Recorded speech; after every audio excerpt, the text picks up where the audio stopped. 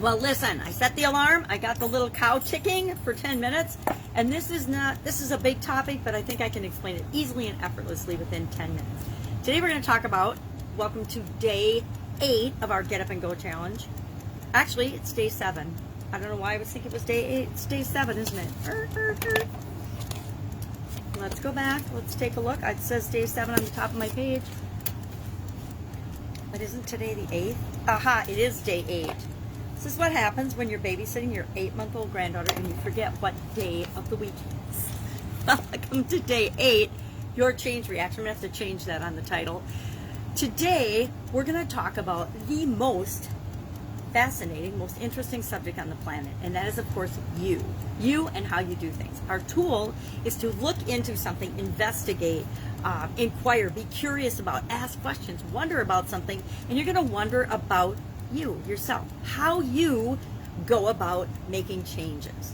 Think Inspector Gadget, Sherlock Holmes, probably dating myself or aging myself by using those examples, but think of somebody who investigates something. There's a whole slew of new shows on the streaming television programs. I think there's like The Librarians, there's a bunch of children's inspector and investigators or shows about investigating and getting curious and solving mysteries, things like that. So that's our tool today, is just being curious and asking questions about how you actually automatically already do things. We already have a process that we use, but we just usually haven't sat down and identified it for dealing with changes or challenges. Think about different changes or challenges that come your way. And I'll give a couple examples from my life. A computer challenge or a computer change. I do a lot on social media and my computer. Platforms outside of my control that change all the time. I have a reaction to those. I have a reaction I have a change process or a way of dealing with if somebody is rude to me or is a hater or is disrespectful or mean to me. COVID-19, we all had and have gone through several change reactions due to that, as well as say things like customer complaints if you're a business owner, or relationship complaints, significant other complaints. I think most of us have been in the boat of having experienced all of those things. So what we're going to do today is we're going to just take a couple of minutes and we're going to consider our own personal change reaction. How do we process change? What do we do when a change comes around? And not all the time, because we're all different. Every change is different. We're going to react slightly differently in different situations. But the truth is we have a pattern. And we want to identify that pattern of what it is that we do, what it is that you do when you go through a change or a challenge or something, surprises you. Some people love surprises. I don't like surprises that much, which drives my 6-year-old granddaughter crazy because she always wants to surprise me and tease me about things. So let's look at, and I'll share and this isn't my current process because I've automated my change process, but when COVID-19 first hit, this is a process I would have and did go through. It happened, right? It happened outside of me. COVID happened, and all types of things started to change and impact me and billions of other people on the planet. So what was my initial reaction? Well, my initial reaction was emotional. It was to realize, okay, something happened. And usually whenever something happens, whenever anything happens, we like to pretend it's not, but we always have an emotional response first. It can be positive, it can be negative, it can be neutral, but we always have an emotional response, and we want to try to identify that. Am I angry? Am I frustrated? Am I scared? Am I, traumatized? Am I shocked? Whatever it is, we want to identify what is the emotion that I'm feeling, and I'll usually do that. And then I ask myself, well, what does that mean to me? What does COVID-19 mean to me? What does somebody being mean to me mean to me? Both short-term, long-term, and then for the foreseeable future, for infinity. What does it mean? I get to decide what it means.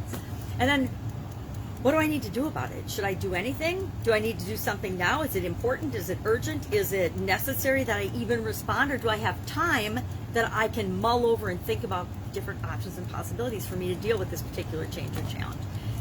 And then do I need help? Do I need help dealing with this? Do I need expertise or information or resources? I mean, COVID, we were all looking outside of ourselves for expertise and expert information to decide what we should do. Do we need to, totally isolate ourselves? When do we need to quarantine? Who needs to quarantine? Who needs to travel? Who needs to stop traveling? All of these questions just kept swirling around. We've had to deal with all of them. And then what are the consequences if I don't do anything?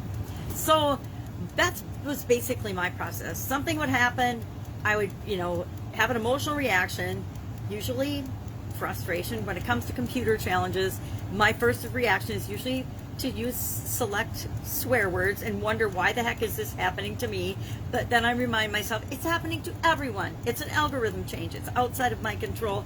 Just figure out how to work around it. Then what does it mean to me? So what is your process? The most important thing to do today, and our action item, is to just list a step-by-step list of what you do when you experience a change. And maybe you logically analyze your options or something, whatever it is for you. You'll notice there was no logic. I just asked, what does it mean to me, and what should I do? Short-term and long-term. Is it urgent, important, or necessary? I didn't do or ask all of these complicated questions. Now, with respect to COVID, health-wise, it impacted a lot of different areas and aspects of our lives, right? Physical, mental, emotional, spiritual, financial, relationships, contribution for a lot of us, communication, and confidence. I think COVID had an impact on all those areas and aspects of my life. So how did I do that? How did I used to before COVID? And just maybe today, when something happens, when a change happens or something, get really conscious and pay attention to, well, how did I handle that? How did I feel? What happened? What did I do next? Did I try to act right away, or did I put it off? Did I ignore the thing, the change or the challenge? What is your standard operating procedure? What's your go-to? What do you do when a change happens that impacts you? I mean, changes happen all the time that don't impact us. Guess what? We get to ignore all of them. So that is our challenge today. Your change reaction. Just identify. You don't even have to analyze it or anything. Just figure out what it currently is. Because when we know what something currently is and we know what we want, then all we have to do is fill that gap, and we can create anything we want in our lives. Any questions? Hit me up in the comments below. Otherwise, I will be with you tomorrow to talk about, I'm not going to tell you, it's going to be a surprise, but it has something to do with your change reaction as well. All right, have an awesome day. Any questions? Ask. Otherwise, I'll be with you tomorrow.